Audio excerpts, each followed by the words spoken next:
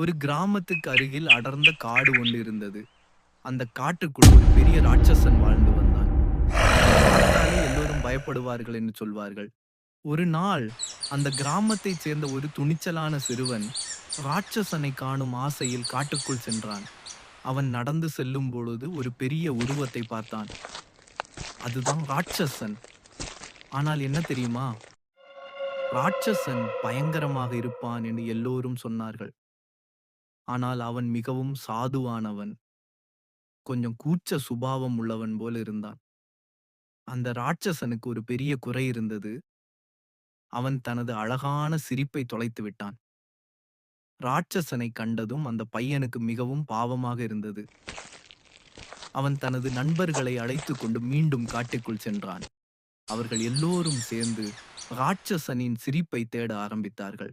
அந்த காட்டில் பல மந்திர சக்தி கொண்ட இடங்கள் இருந்தன. அவர்கள் ஒவ்வொரு இடமாக தேடிக்கொண்டே இருந்தார்கள். கடைசியாக அவர்கள் கோபமாக தோற்றமளிக்கும் ஒரு பூவை கண்டார்கள்.